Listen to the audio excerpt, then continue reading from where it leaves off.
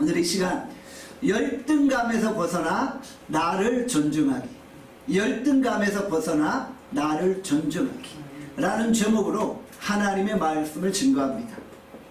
내 인생에서 집요하게 나를 쫓아다니는 것이 있습니다. 그것은 바로 열등감입니다. 열등감은 내가 어디를 가든지 무슨 일을 하든지 나를 지켜보고 있어요. 우리가 열등감에 둘러싸여 살고 있는 것 같아요. 열등감이라는 단어를 처음 만든 사람은 심리학자 알프레드 아들러입니다. 그는 프로이드, 칼 융과 함께 3대 심리학자로 알려졌죠. 그런 열등감은 자신의 존재를 지나치게 낮게 평가하고 스스로를 비하시키는 감정 상태다 라고 말하고 있습니다. 아들러는 인간은 누구나 다 열등감을 가지고 있다고 말합니다. 누구나 다 열등감을 가지고 있기 때문에 열등감이 문제가 아니라 우리가 그 열등감을 어떻게 슬기롭게 극복해내느냐가 중요하다는 것이죠. 학교에서 3등하는 친구가 있어요. 3등하는 친구는 누구의 열등감을 느껴요? 1등하는 친구에게 열등감을 느끼는 거예요. 학교에서 1등하는 친구는 누구에게 열등감을 느껴요? 서울시에서 1등하는 친구한테 열등감을 느끼는 거예요. 서울시에서 1등하는 친구는 전국에서 1등하는 친구에게 음에 기주고 열등감을 느끼게 되어 있다는 것이죠. 20평 아파트에 사는 사람이 누구에게 열등감을 느껴요? 50평 아파트에 사는 사람에게 열등감을 느끼는 거예요. 50평 아파트에 사는 사람은 100평 아파트에 사는 사람 앞에만 서면 괜히 작아지는 거예요. 여러분들, 이것이 우리의 인생이라는 거예요.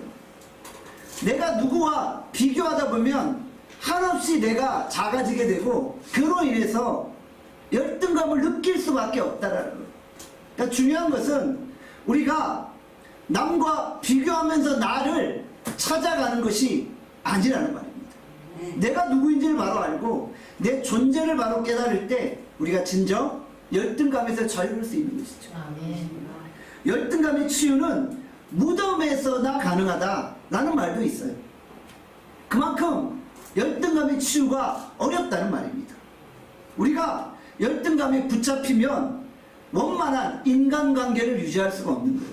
열등감은 우리의 인간관계를 다 파괴시켜버리는 거예요. 열등감을 가진 사람은 타인에 대해 지나치게 공격적이고 파괴적일 때가 있어요. 그러면서 다른 사람들 앞에서 지나치게 자기 자신의 방어체제가 구축이 되는 거예요. 무슨 말만 하면 오히려 방어적으로 나올 때가 있다는 거예요. 또 한면으로 열등감을 가진 사람은 자기 자신을 너무나 비하하고 자기 자신을 비난하는 거예요. 그래서 다른 사람이, 타인이 나를 함부로 대할 때 자기를 보호하거나 자기를 지킬 힘이 없는 거예요.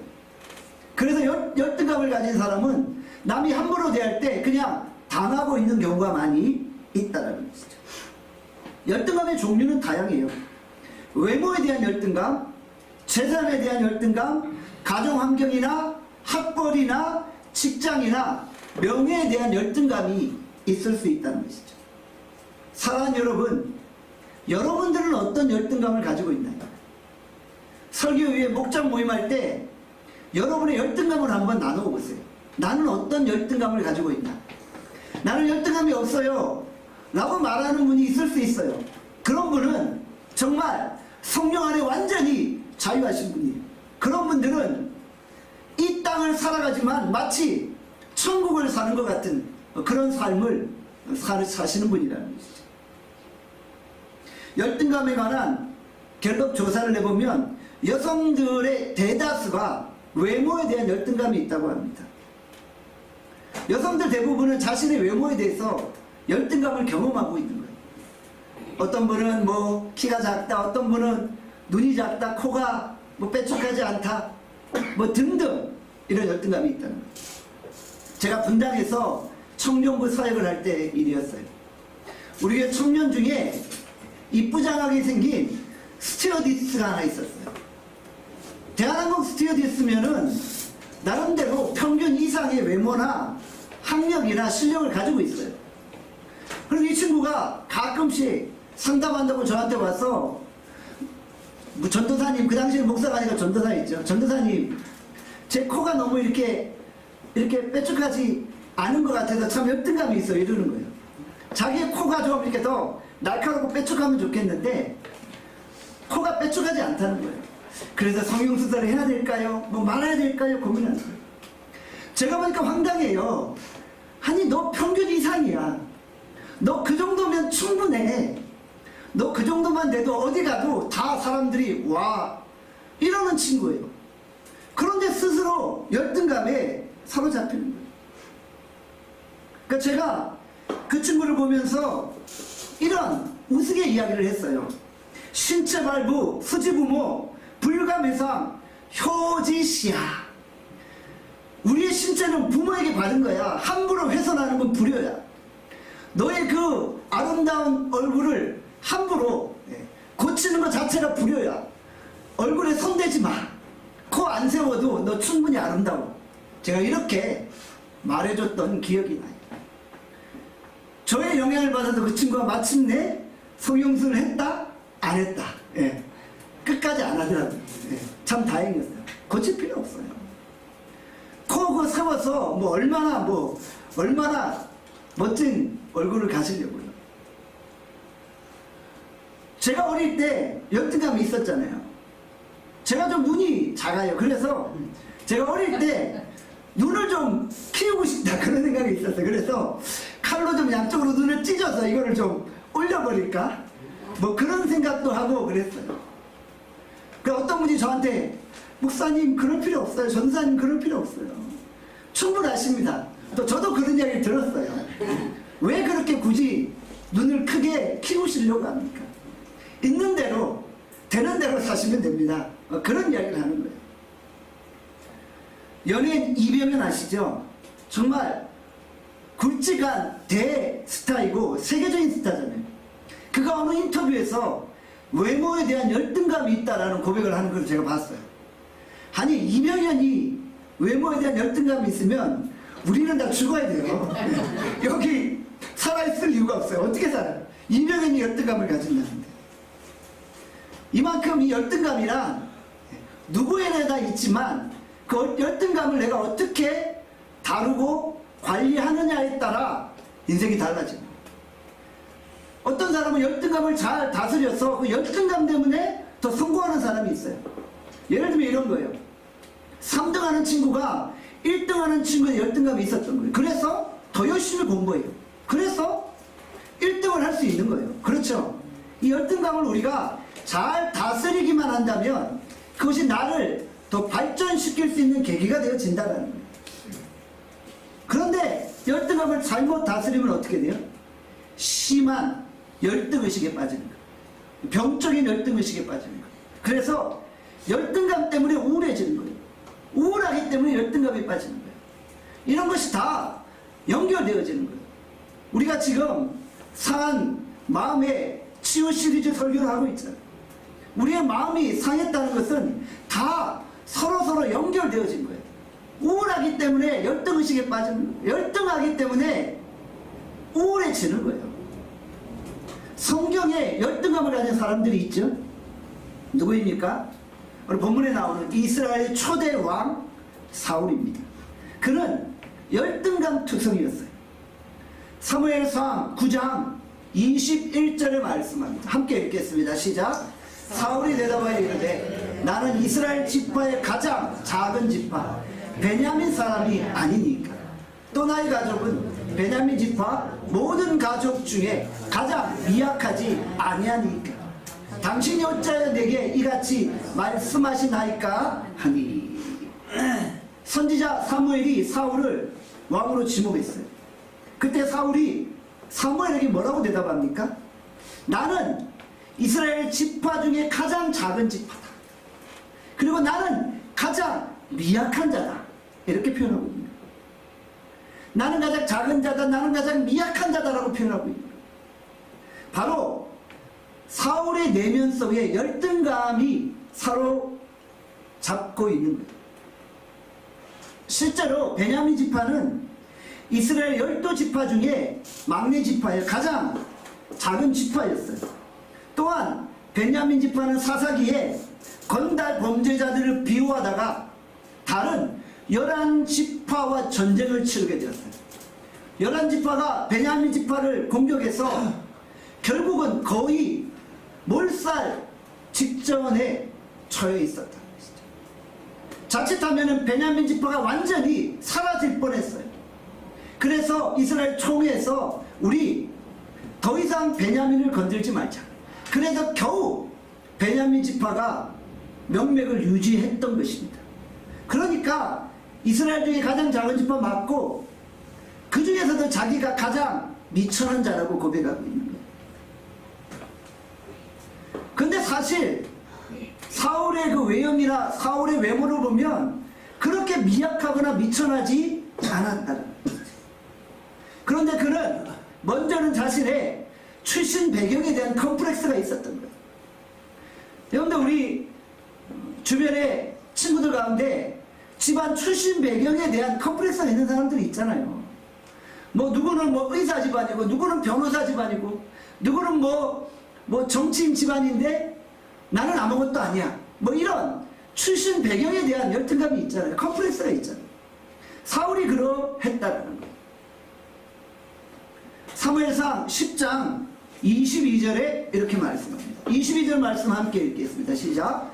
그러므로 그들이 또 여호와께 묻되 그 사람이 여기 왔나이까. 여호와께서 대답하시되 그가 진 보따리들 사이에 숨었느니라 하셨더라. 사무엘이 사울을 기름 부으려고 찾아다니고 있어요. 그런데 그가 어디 있었어요? 진 보따리 뒤에 숨어 있었던 거예요. 왜 그랬을까요? 자신을 왕으로 세우려고 하니까 도저히 자신감이 없는 거예요. 열등의심에 사로잡힌 사람은 어디든지 앞에 나설 수가 없는 거예요. 사람들 앞에 나서기가 부끄러운 거예요. 자신감이 없고 할 수 없다는 생각이 더 강한 거예요. 그래서 못하겠다라는 마음으로 숨어 있었던 거예요. 은둔 생활을 하는 거예요. 여러분 열등감에 빠진 사람들 보면 대중 앞에 나오려고 하지 않아요. 자꾸 은둔 생활을 하고 사람들부터 격리되려고 하고 숨어 지내려고 한다는 것이죠. 사실 그는 외형적으로 결코 열등감이 있을 사람이 아니었어요. 성경에 보면 사울을 보통 사람보다 일반 사람보다 어깨 위나 큰 신장을 가진 사람이라고 했어요. 그리고 그는 외모나 조건 면에서 결코 누구보다도 더 멋지고 훌륭한 사람이었다는 것이죠.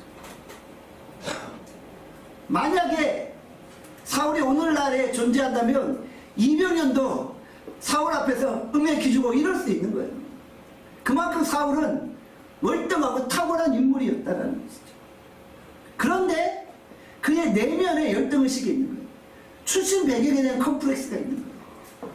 자기가 얼마든지 나설 수 있고 뛰어나고 잘났음에도 불구하고 자기는 못났어. 자기는 할 수 없어. 나는 미약한 존재야 라고 고백하고 있다는 것이죠. 출애굽기에 나오는 모세는 어떠합니까? 모세도 우울증과 열등감에 사로잡혀 있었어요. 사울이 그랬던 것처럼 모세도 상당히 탁월하고 실력 있는 사람이었어요. 사실은 그는 어렸을 때 왕국에서 자라왔잖아요. 당시 애굽의 최고의 학문을 습득했잖아요. 최고의 무예와 권세도 가지고 있었잖아요. 모세 외모도 상당히 출중했어요. 그럼에도 불구하고 그는 열등의식에 사로잡혔다는 것이죠. 사도행전 7장 22절에 말씀합니다. 함께 읽겠습니다. 시작. 모세가 애굽 사람의 모든 지혜를 배워 그의 말과 하는 일들이 능하더라. 아멘. 사실 모세는 애굽 최고의 학문을 연마했어요. 애굽의 왕자로 살아왔으니 모든 것들을 다 누렸겠죠. 모든 학문을 다 연마했겠죠. 그는 당시의 웅변술과 당시의 그 수사학을 연마했어요. 탁월하게 말도 잘했고 무예도 출중했었어요. 물론 미디안 광야로 도망쳐서 처가살이 40년 한 것만 빼고 그것만 좀 모세에게 오게티같이 나머지는 다 정말 탁월했던 삶을 살았다는 것입니다. 그런데 호렙산에서 하나님이 모세를 부릅니다. 그때 모세가 뭐라고 반응했습니까? 출애굽기 4장 10절에 말씀합니다. 함께 읽겠습니다. 시작. 모세가 여호와께 아뢰되 오 주여 나는 본래 말을 잘하지 못하는 자이다. 주께서 주의 종에게 명령하신 후에도 역시 그러나 나는 입이 뻣뻣하고 혀가 둔한 자이다. 아멘. 모세는 상당한 수련을 갖추고 있었다 그랬죠. 당시 수사학과 웅변술과 논리학을 배웠어요. 말도 탁월하게 잘했고 연설도 탁월하게 잘했어요. 그 당시 애굽의 왕자가 대중 앞에 서서 연설을 해야 하잖아요. 그런 탁월한 자였어요. 그런데도 그의 내면이 열등감에 사로잡혔던 거예요. 그러니까 정작 하나님 앞에 설 때 나 본래 말을 못하는 자입니다. 나 말 못하고 나 우둔하고 입이 뻣뻣하고 실력 없는 자입니다 라고 고백하고 있는 거예요. 모세는 절대 약한 자가 아닙니다. 그는 평균 이상을 산 사람입니다. 그런데도 열등감에 빠집니다. 이스라엘의 사사 기드온은 어떠했습니까? 기드온 당시 미디안이 이스라엘을 쳐들어왔습니다. 하나님이 기드온을 통해 이스라엘을 구원하시고자 했어요. 하나님이 기드온을 부르십니다. 그때 기드온이 어떻게 반응하고 있습니까? 사사기 6장 15절에 말씀합니다. 함께 읽겠습니다. 시작. 그러나 기드온이 그에게 대답하되 오 주여 내가 무엇으로 이스라엘을 구원하리까? 보소서 나의 집은 므낫세 중에 극히 약하고 나는 내 아버지 집에서 가장 작은 자니다 하니. 자기가 므낫세 지파 중에 가장 작은 존재라고 고백합니다. 자기는 가장 약한 자라고 고백하고 있는 거예요. 기도는 자기 스스로를 비하하고 있는 거예요. 나 약한 자야. 나 못난 자야. 나 부족한 자야. 나 아무것도 할 수 없어 라며 자기 자신에게 낙인을 찍고 있는 거예요. 자, 네가 무엇을 할 수 있겠어? 하나님이 너를 이스라엘의 사사로 세우신다고 하는데 너 못해. 그 내면에 그런 열등감이 작용하면서 자기 자신을 죽이고 있는 거예요. 아무런 꿈과 희망도 없는 거예요. 자존감도 없고 자신감도 없는 거예요. 내게 주어진 일을 회피하려고 하는 거예요. 두려움에 사로잡혀서 자신에게 주어진 그 사명을 포기하려고 하는 거예요. 자기가 가지고 있는 그 내면의 그 잠재력을 다 잃어버리고 마는 거예요. 자신을 쓸모없는 존재라고 치부해버리는 거예요. 여러분, 우리도 마찬가지일 때가 있어요. 우리가 열등감에 사로잡히면 자꾸 못한다고 해요. 할 수 없다고 해요. 그런데 어찌 보면 하나님은 우리같이 연약한 자, 열등감이 많은 자들을 들어 사용하기를 원하시는 거예요. 우리가 하나님께서 주신 인생을 살아가고 있잖아요. 그런데 그게 어찌 보면 내 모습인 거예요. 하나님은 우리를 저 대기업 집안의 자녀로 태어나게 하실 수도 있는데 오늘 지금 나의 모습처럼 태어나게 하신 거예요. 그것이 하나님의 계획이었던 거예요. 그러면서 하나님이 우리를 통해 뭔가 일하시기를 원하시는 거예요. 하나님은 우리의 열등감을 들어서 하나님의 도구로 사용하기를 원하시는 거예요. 하나님이 사울을 사용하시고 모세를 사용하시고 기도를 사용하셨잖아요. 하나님은 오늘도 우리의 열등감을 들어서 사용하기를 원하신다는 거예요. 우리가 자신의 열등감을 잘 관리할 수만 있다면 하나님 앞에 귀하게 쓰임받을 수 있습니다. 괴테나 밀턴 같은 소설가는 시력이 너무나 나빴어요. 소설가가 시력이 나쁘면 어떻게 글을 써요? 시력에 대한 열등감이 있었던 거죠. 그러나 자신의 열등감을 정신력으로 극복해내고 불후의 소설들을 쓴 소설가가 되었잖아요. 모차르트나 베토벤 같은 음악가는 청력 장애를 가지고 있어요. 베토벤이나 모차르트는 듣는 것에 장애가 있는 거예요. 한번 생각해 보세요. 음악가가 잘 듣지 못해요. 음악가가 들을 수 없어요. 그게 말이나 됩니까? 그게 가당치는 겁니까? 자신의 열등감을 극복하고 정말 세계적인 최고의 음악가들이 되었잖아요. 헬렌 켈러 한번 보세요. 그런 보지도 못하고 듣지도 못하고 모든 인간이 가질 수 있는 열등감과 장애를 다 가지고 있었음에도 불구하고 그가 하나님 앞에 쓰임받잖아요. 여러분들, 우리가 열등감을 가지고 있다고 우리 인생이 실패하는 인생이 아니라는 거예요. 얼마든지 하나님은 우리 열등감을 들어서 나를 사용하시고 쓰실 수 있다는 거예요. 하나님은 모세의 열등감, 기도의 열등감을 사용하셨어요. 하나님 오늘도 우리의 열등감을 사용하기를 원하십니다. 하나님이 일을 맡기실 때는 할만하니까 시킨 거예요. 하나님은 할 수 없는 거 안 시켜요. 저는 우리 교회에서 종종 그런 분들을 만나요. 제가 보기에 충분히 잘 할 수 있는 능력이 있는 분이에요. 그래서 제가 일을 맡기면 못한대요. 말이 떨어지기도 무섭게 못해요. 그런 고백을 하는 경우를 봐요. 근데 제 입장에서는 이분이 할만하니까 시킨 거예요. 할 수 있다고 제가 생각해서 시킨 거예요. 근데 스스로 너무 자신이 없고 못한다라고 고백할 때가 많이 있다는 거예요. 여러분, 오늘 하나님이 여러분들에게 뭔가를 시키실 때 거절하지 않기를 바랍니다. 하나님이 여러분들에게 사명을 맡기시고 일을 시키실 때는 할만하니까 시킨 거예요. 그리고 그 일을 시키실 때 여러분이 혹시 부족한 점이 있다면 옆에 돕는 자를 붙여주시는 거예요. 모세가 자꾸 나는 입술이 우둔합니다고 하니까 누구를 붙여주셨어요? 아론을 붙여주셨잖아요. 대언자 아론을 붙여주셔서 돕게 하셨잖아요. 헬렌 켈러가 인간이 가지는 모든 그 장애와 어려움들을 가지고 있었지만 하나님이 그를 사용하시기 위해서 누구를 붙여주셨어요? 설리반 선생님을 붙여주셨잖아요. 헬렌 켈러가 헬렌 켈러 된 것은 설리반 선생님 때문이에요. 헬렌 켈러의 그 잠재력과 가능성을 안 그녀가 헬렌 켈러를 도와준 거예요. 여러분들, 하나님이 여러분들에게 일을 맡기실 때 여러분의 연약함을 들어쓰시기를 원해요. 오히려 하나님은 교만한 자는 안 쓰세요. 왜냐하면 교만한 자를 쓰면 나중에 교만한 자들이 뭐라고 고백해요? 내가 잘나서 했다는 거예요. 내가 능력 있고 내가 잘나서 했다고 말하는 거예요.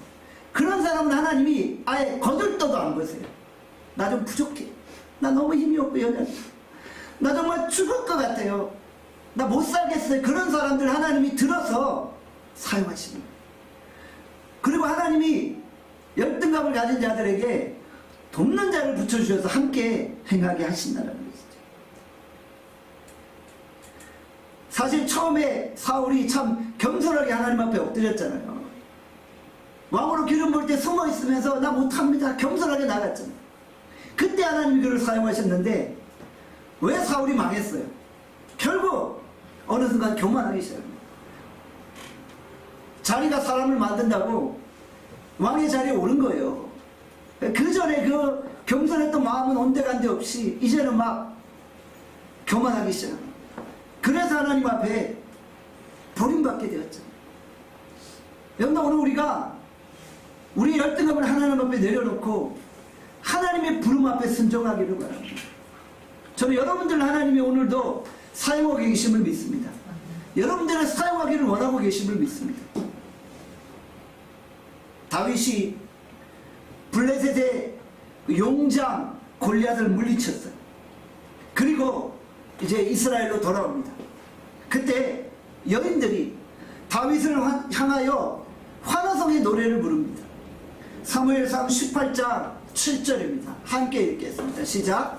여인들이 뛰놀며 노래하여 이르되 사울이 죽인 자는 천천히요 다윗은 만만히로다 하니라. 평소에 열등감이 있었던 사울이, 그런데 그 열등감을 잘 치료하고 관리하지 못했어요. 사울은 지금 왕의 자리에 올랐어요. 사실 모든 것을 가지고 있었던 거예요. 자기 말 한마디에 모든 것이 이루어져요. 그런데도 자기 내면에 있는 어린이의 열등감을 치료해내지 못했던 거예요. 열등감을 가진 사울이 이 다윗의 그 노래 앞에 어떤 반응을 보입니까? 사무엘상 18장 8절에서 9절입니다. 함께 읽겠습니다. 시작. 사울이 그 말에 불쾌하여 심히 노하여 이르되 다윗에게는 만만을 돌리고 내게는 천천만 돌리니 내가 더 얻을 것이 나라 말고 무엇이냐고. 그날 우로는 사울이 다윗을 주목하였다. 사울은 천천이고 다윗은 만만이다. 이 노래를 듣는 순간 자기의 그 내면에 있던 열등감이 폭발하기 시작합니다. 얼마 전까지 나는 왕으로 이제 열등감이 없이 모든 것을 누리며 생활하고 있었어요. 그런데 이스라엘 여인들이 다윗을 바라보며 다윗은 만만이라는 소리를 듣자마자 갑자기 꾸정물처럼 가라앉아 있어서 열등감이 폭발하기 시작합니다. 그리고 사울이 크게 분개했다. 노했다고 말합니다. 다윗에게는 만만을 돌리고 나에게는 천천을 돌려 이제 다윗에게 나라 말고 얻을 게 무엇인가 라고 고백하자. 그러며 사울이 다윗을 주목했다고 했다. 이 주목했다는 게 무슨 말이에요?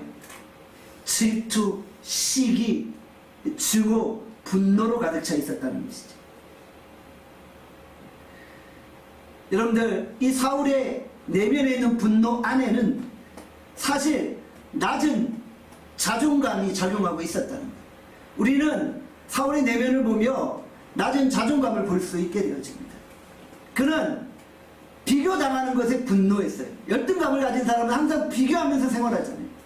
그러니까 내가 누구와 비교당하는 것이 너무나 불쾌한 거예요. 분노가 치밀어 오르기 시작하는 거예요. 더더군다나 다윗이 자신의 왕권을 위협할 수도 있겠구나 라는 생각을 하죠. 오늘 본문에 그런 말을 하고 있잖아요. 사울이 뭐라고 해요? 그가 더 얻을 것이 나라 말고 무엇이냐? 이게 무슨 말이에요?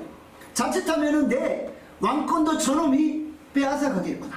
그런 생각을 하는 거예요. 이 같은 분노는 왕권의 위협에 대한 자기 방어적인 생존 본능인 것입니다.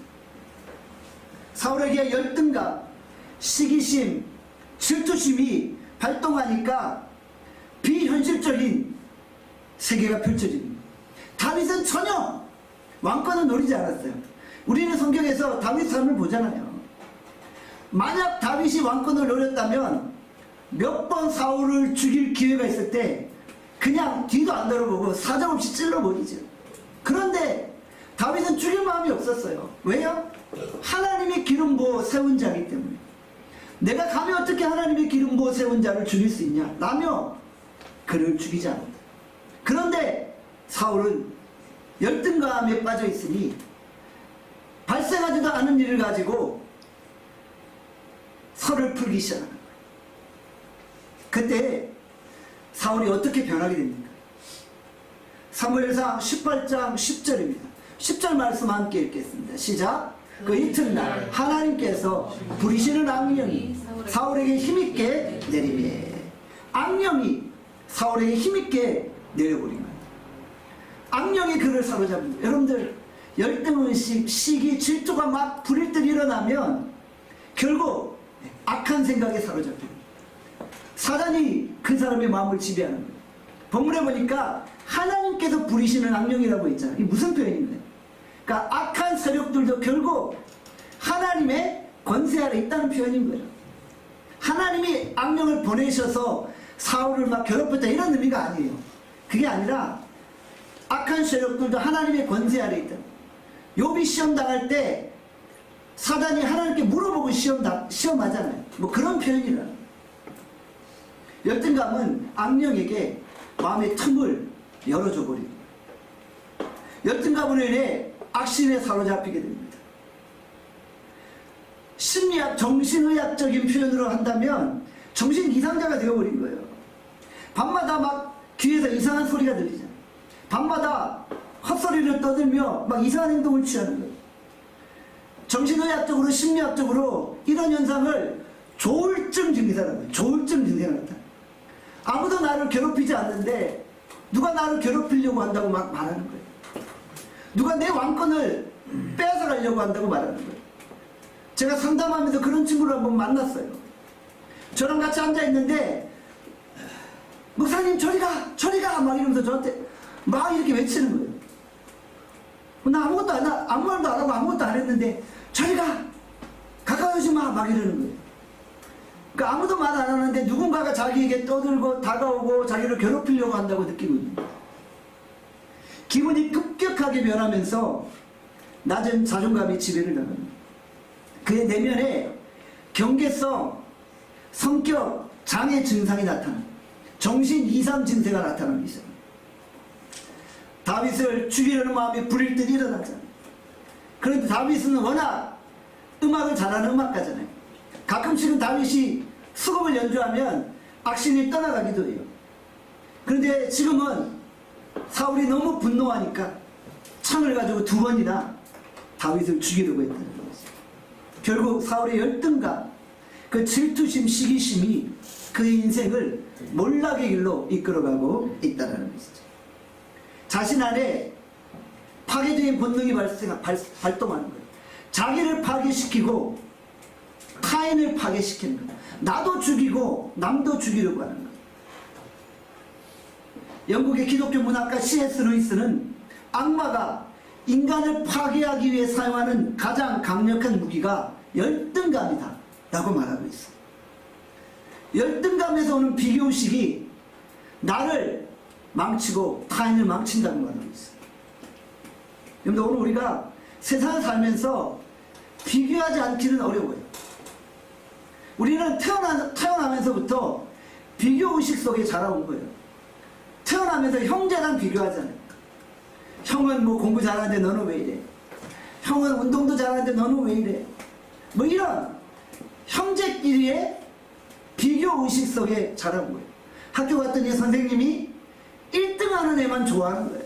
맨날 1등하는 애 이름만 부르는 거예요. 꼴등하는 애 이름은 부르지 않아요. 제 딸 예은이가 고3 되면서 학교 회장이 됐어요. 그러니까 선생님이 맨날 예은이 이름만 부르나 봐요. 그러니까 이제 주목받으니까 좋아하는 거예요. 근데 상대적으로 학교 안에서 한 학기 내에 한 번도 이름 부름을 당하지 않는 그런 아이들은 얼마나 열등의식에 사로잡히겠어요. 끊임없이 남과 자신을 비교하며 비교당하게 되잖아요. 그런데 저는 그런 친구들을 바라보면 마음이 안타까워요. 나의 그 고귀한 존재를 알아야 되는데 우리는 비교의식이 아니라 창조의식을 가져야 돼요. 내가 얼마나 아름다운 존재이고 내가 얼마나 고귀한 존재이고 내가 얼마나 멋진 존재인지를 발견해야 되는 거예요.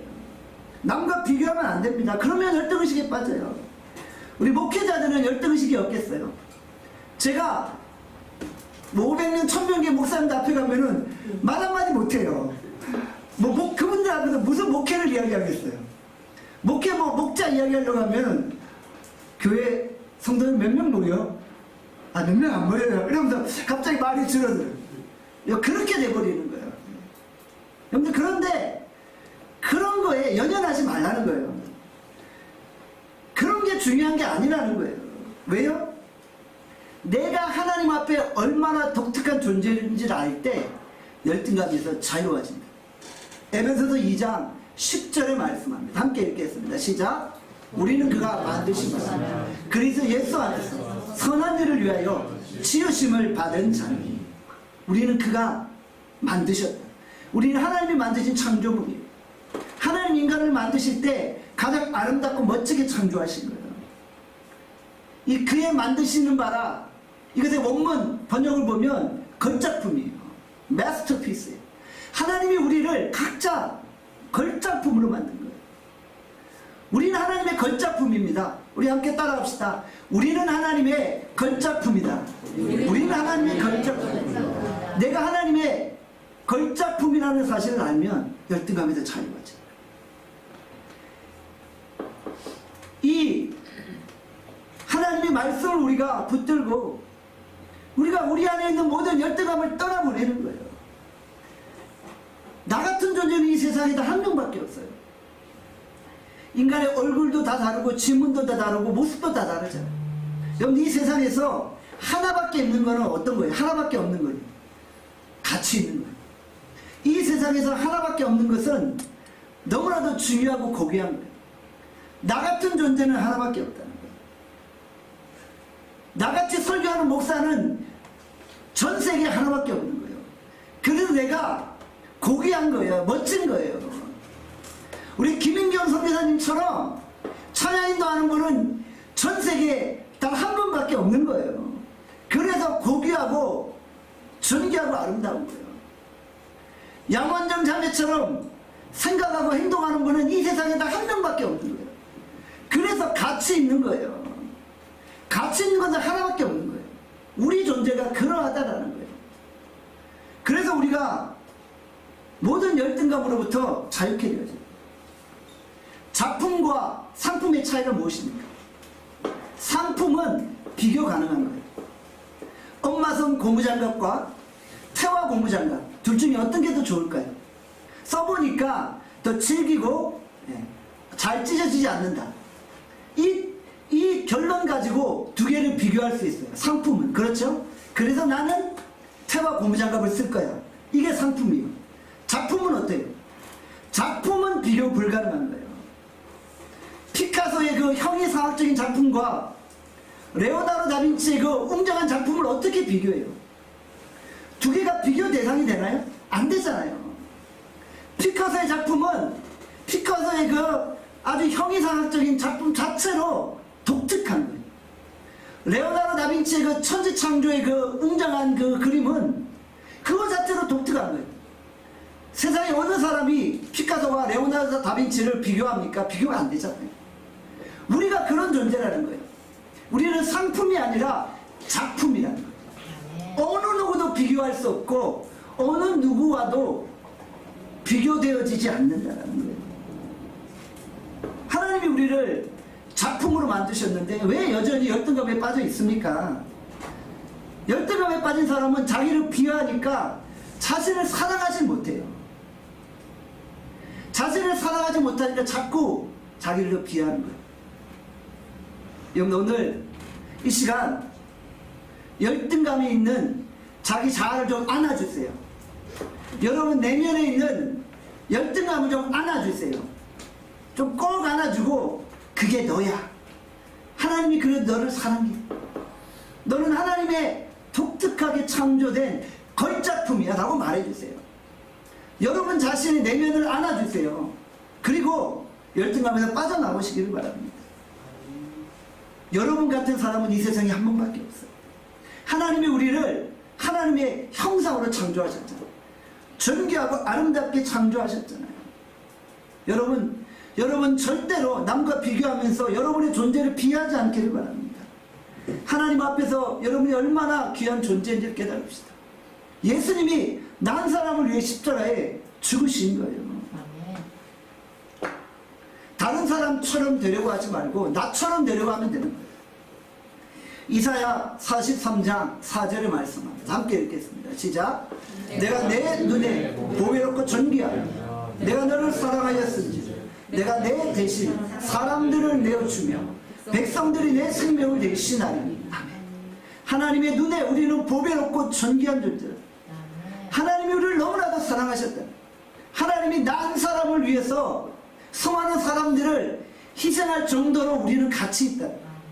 나를 대신하도록 다른 사람들을 내어준다는 게 무슨 의미요? 그만큼 내가 소중한 존재다. 난 사람 때문에 예수님이 십자가에 못 박혀 죽으셨다는 거예요. 여러분 이거 기억합시다. 우리 자신을 바라보지 마세요. 나 열등감을 바라보지 마세요. 나를 만드신 하나님을 바라보는 거예요. 나를 걸작품으로 만드신 하나님을 바라보는 거예요. 나를 존중하는, 나를 사랑하는 거예요. 나를 귀하게 여기는 거예요. 남들이 나를 함부로 대하지 못하도록 나를 귀하게 여기는 거예요. 나를 안아주는 거예요. 하나님 오늘도 열등감을 가지고 있는 저와 여러분들을 사용하기를 원하십니다. 하나님 우리를 들어 쓰실 수 있어요. 하나님은 그 어떤 열등감도 다 사용하셔서 하나님이 큰 일을 감당케 하실 수 있는 거예요. 하나님이 모세도 사용하셨어요. 하나님이 기도원도 사용하셨어요. 하나님이 여러분들도 사용하실 줄 믿습니다. 여러분들 오늘 우리가 열등감에서 벗어나 나를 존중하고 나를 사랑할 수 있기를 바랍니다. 그리고 우리가 하나님께 붙들림과 되어져서 하나님께 쓰임받는 거룩한 하나님의 백성들이 될 수 있기를 바랍니다. 기도하겠습니다. 사랑의 하나님, 오늘 우리가 모든 열등감을 벗어버리고 이제 나를 사랑하고 하나님 앞에 엎드리기를 소원합니다. 하나님은 나를 존귀하게 창조하셨습니다. 하나님은 나를 걸작품으로 만드셨습니다. 우리는 하나님의 걸작품임을 고백합니다. 하나님, 우리의 연약함을 들어 사용하셔서 하나님의 거룩한 뜻을 이루어 주시옵소서. 하나님, 누구에게나 열등감이 있습니다. 그러나 그 열등감이 내 인생을 망치고 나를 파멸로 이끌지 않도록 말씀 안에 나를 끊임없이 다스리게 하여 주시옵소서. 하나님, 오늘 우리의 삶을 축복하시고 우리를 거룩한 주의 도구로 사용하여 주시기를 원합니다. 나를 사랑하시는 하나님을 우리가 바라보는 시간 될 수 있게 하시기를 원하옵고 예수 그리스도의 이름으로 기도합니다. 아멘.